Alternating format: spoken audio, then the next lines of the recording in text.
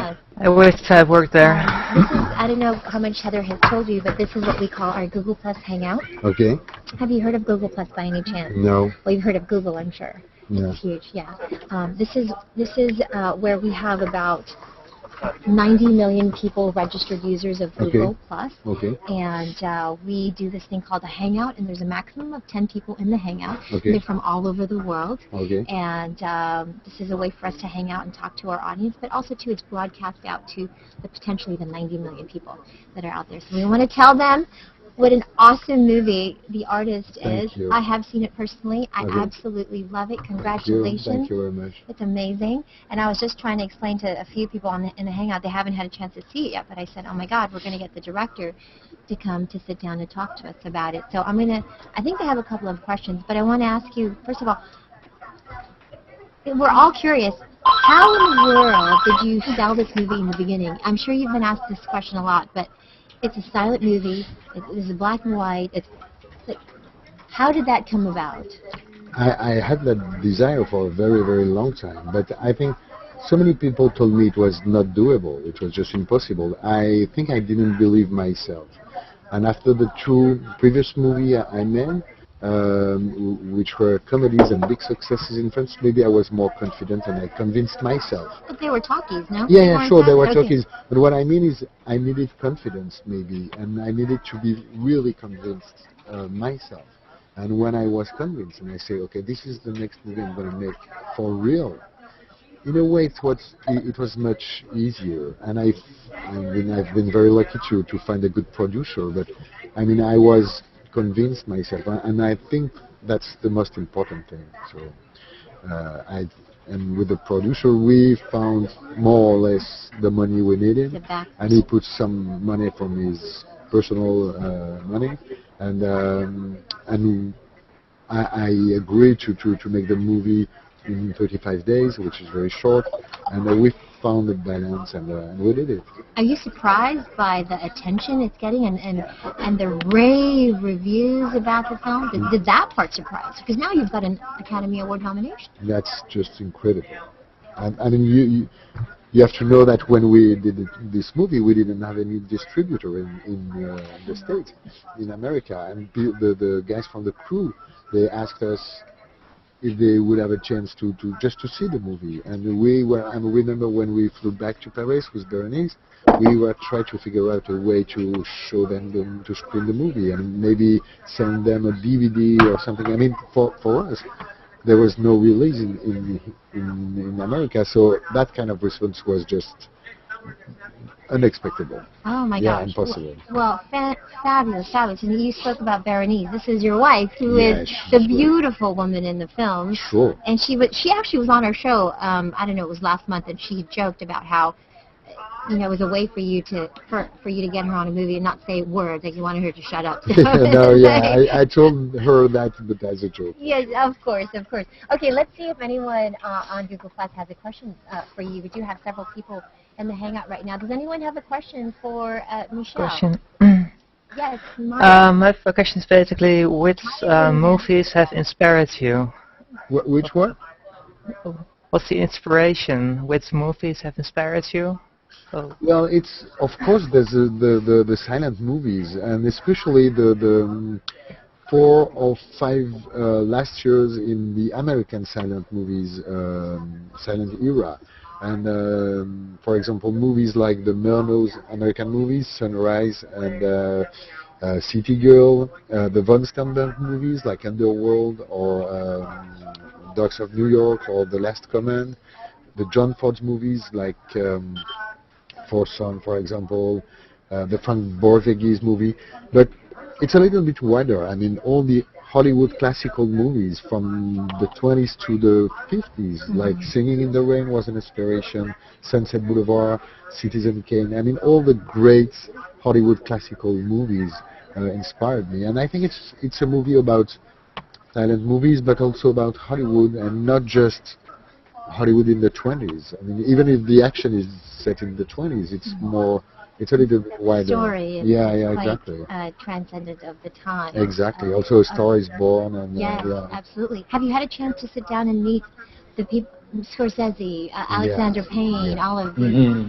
American friend. Yes. Yeah. It was great. I mean, I chatted with Scorsese, a little bit with Spielberg very Yes. quickly, but even I met Clint Eastwood, and yesterday I was talking with Meryl Streep Oh, that's wonderful. and Leonardo DiCaprio. And for us, I mean, for me, it's really touching. I mean, these people usually I buy my ticket to see their work, and to have the chance to chat with them because it's just incredible. Amazing, amazing. Michel, can you talk about your creative process in working with the actors and actress? Do you find it very different working with them in this film because it's silent? Well, actually, not so much. To me, the work with the actors starts when you write the script, because this is when you create the characters, and the characters is the material they're going to work on. So creating a character is exactly what you're going to ask to the actor. This is what you're going to work on. So it started at the writing process, and this part was very challenging because of the silent format. I mean, what I'm going to ask to the actors was very specific in the way that there's no dialogues to tell the story. So you just have to. I had to tell the story with images, but with actors just to be able to show some feeling, some emotion with no dialogue. You know, last week we had Jamie Cromwell, and we had Missy Pyle here, and they said that their experience was that they were talking, it's just that we couldn't hear them. So for them, it was really no different. Yeah, that's why I'm talking about the script, because on set it was more or less the same. I mean, they had situation, they had to embody the characters, and I had a camera, and nothing really changed. So they had a script, and they had lines to memorize. And well, they have the cards, you know, which are in the movies, and I didn't make additional dialogue just so when they had to improvise, some of them improvised, but in the script, I mean, they didn't need really to improvise. They could act with no dialogues, or they could add dialogues if they wanted. For example, John Goodman loves to improvise, and he's very good in improvising. So he did his own lines, and it was really funny and everything. But Jean, for example, doesn't speak a lot too much in the movie. So it depends of every actor and everything, but it doesn't change. And to me, the on set, I try to let the actors as free as possible. I mean, I have the story I have to tell, I have my shots and everything, but I try. I'm not a teacher, so and they know their job. I mean, you don't say to James Cromwell, exactly how you can help him because you know what the frame is, so you can say to him, okay, I know what you want to do, but maybe it's going to be more efficient if you do it like this, and we can talk. Was that the first time you directed your wife in a film, or was the second time? But the first time her character was a little bit smaller. I mean, here she's with the supporting actress, but basically she's the lead actress of the movie. I mean, she has a very big part in the movie, and she's so important in the entire process. So okay.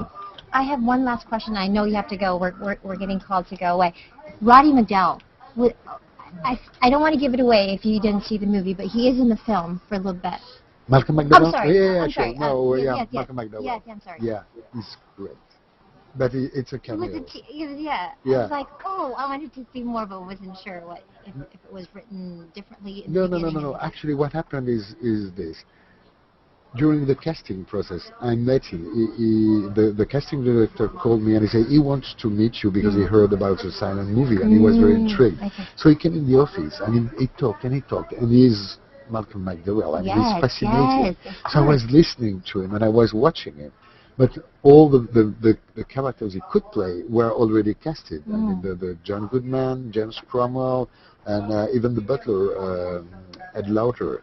So actually, I had nothing, and I was very upset with it because I had a chance to work with Malcolm McDowell. Yes. And so I say to the casting director, just tell him there's a cameo. It comes from 2 hours. We just see his face. He's doing a small part. He'll be an extra. But he'll be in the movie, and I would love to if he could accept that. And he accepted it. He came, and it was great. It was a fabulous cameo. Yeah. It's a fabulous film. thank you so much for Thank sharing you. that movie with us and your time with us here today. Thank you very much. And Thank you. thank you guys for hanging out. Michelle, and please Best say of your luck. last words that we Here, people say usually Hazanavicius, Hazanavicius. and in France, we say Hazanavicius. Hazanavicius. Yeah, perfect. Merci beaucoup. Thank you. Bonjour. Yes. Merci. Au Au revoir. revoir. Au revoir. Bye-bye. Tony was right. Tony's our anchor in the morning, and he Okay. was teaching me to pronounce your name properly, and he Perfect. did. Thank you. May I take a photo with you? No, but I Sure. knew it was on a J'ai étudié le français pour 3 ans quand Ah, je suis ok. très petite fille, mais Ooh. mais j'oubliais tous. No, it's good. It's really funny because I speak French better than, and I've never taken the language. You The speak language I French? actually took, I can't He speak. did. Yeah. You parlez I français? don't speak French at all. Vous parlez français? Très petite Je parle une petite main. I'm better at Japanese, I think. Pretend